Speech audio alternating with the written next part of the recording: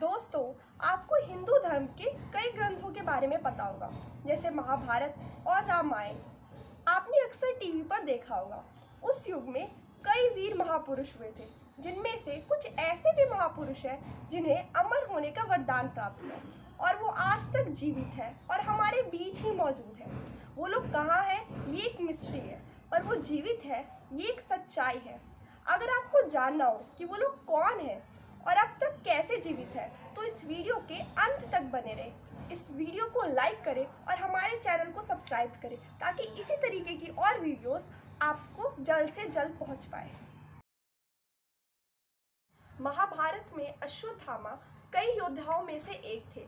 गुरु द्रोण के पुत्र अश्वत्थामा चिरंजीवी होने के साथ साथ 11 रुद्रों में से एक रुद्र का अवतार थे।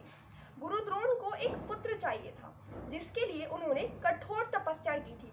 भगवान शिव ने उनकी तपस्या से प्रसन्न होकर उन्हें वरदान स्वरूप एक पुत्र दिया और उनके पुत्र को अमर होने का वरदान दिया।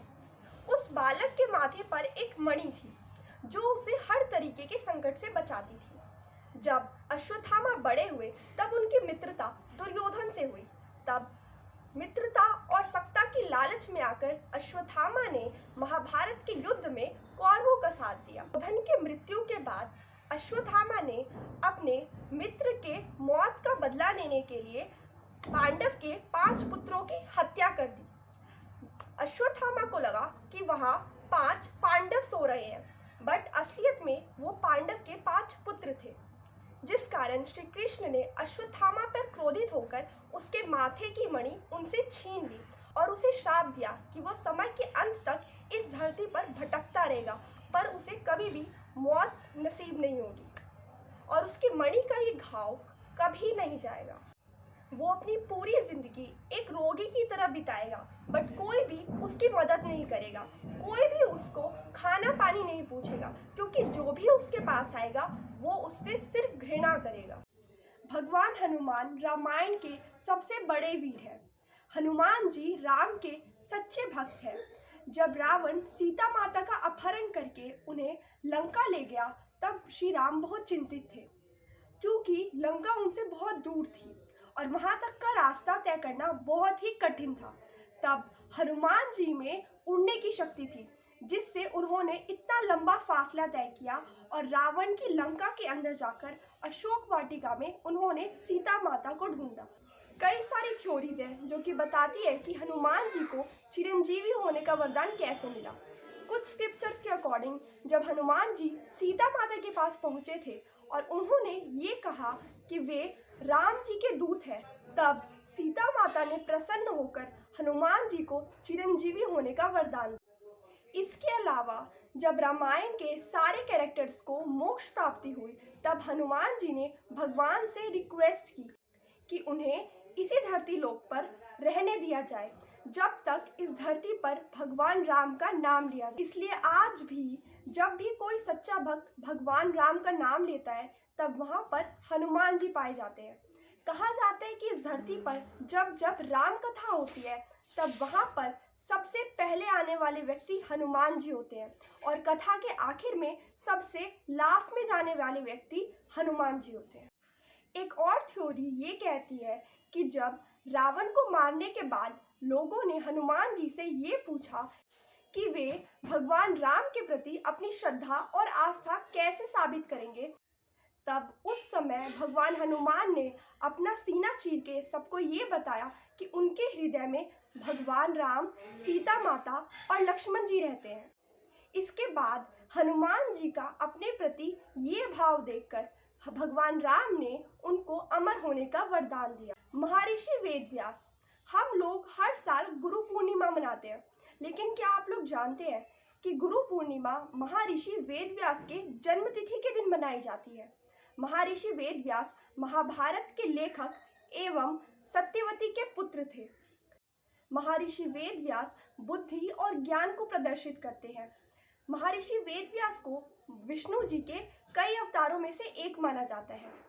विष्णु पुराण के अनुसार वेदव्यास एक ऐसा नाम है जो हर युग में आए हुए विष्णु जी के अवतार को दिया जाता है, जो इस धरती पर आकर वेदों को लिखते। आज तक इस धरती पर कुल 28 वेदव्यास जन्म लिए हैं। उसमें से महर्षि वेदव्यास 24वें वेदव्यास थे। ऐसा कहा जाता है कि वेदव्यास जी ने तीनों युगों को देखा है। त्रेता युग के अंत में उनका जन्म हुआ था और पूरा द्वापर युग उन्होंने देखा और कलयुग के शुरुआती दिनों में वो रहे। उसके बाद वेदव्यास जी कहाँ गए, उनका क्या हुआ, ये किसी को नहीं। कुछ लोगों का कहना है कि उनकी कभी मृत्यु नहीं हुई, वो अमर है। वहीं कुछ लोगों का ये भी मानना है कि धरती पर अहिंसा और अधर्म को बढ़ते देखकर वेदव्यास जी ने नॉर्थर्न इंडिया के एक छोटे से गांव में रहने का फैसला किया और वे आज तक वहीं पर है। विभीषण रावण का छोटा भाई था। जब रावण सीता माता का अपहरण कर उन्हें लंका ले आया था, तब विभीषण ही सबसे पहले व्यक्ति थे जिन्होंने इस कार्य का विरोध किया था। उन्होंने इस कार्य को पाप बताया, लेकिन रावण ने उसकी एक नहीं सुनी। बाद में विभीषण को समझ आया कि अंत में जीत सच्चाई की ही होगी। तब उन्होंने तय किया कि वो श्री राम की मदद करेंगे और उन्होंने ये साबित किया कि हमें हमेशा सच्चाई और अच्छाई का साथ देना चाहिए। बाद में जब रावण की मृत्यु हो गई, तब विभीषण को लंका का राजा घोषित किया गया और तब उन्हें भगवान ने अमर होने का वरदान भी दिया। भगवान परशुराम विष्णु जी के छठे अवतार हैं और उन्हें विष्णु जी के सबसे विनाशक अवतारों में से एक माना जाता है। परशुराम बहुत ही निपुण योद्धा माने जाते हैं और साथ ही उन्हें अस्त्र शस्त्र और सारे हथियारों का बहुत ज्ञान है। उनका जन्म एक ब्राह्मण परिवार में हुआ था और माना जाता है कि उनका जन्म इस दुनिया से सारी बुराई मिटाने के लिए हुआ था। लेकिन माना जाता है कि परशुराम अमर है और वो आज भी इसी दुनिया में मौजूद है, क्योंकि कल्कि पुराण के अनुसार जब कलयुग का अंत होने वाला होगा, तब विष्णु जी अपने आखिरी अवतार यानी कल्कि अवतार में प्रकट होंगे। तब परशुराम जी दोबारा आएंगे और कल्कि अवतार को गाइड करेंगे कि अस्त्र और शास्त्र का कैसे उपयोग करना है कि इस दुनिया से सारी बुराई खत्म की जा सके। महाबली को बलि के नाम से भी जाना जाता है। वे एक असुर राजा थे।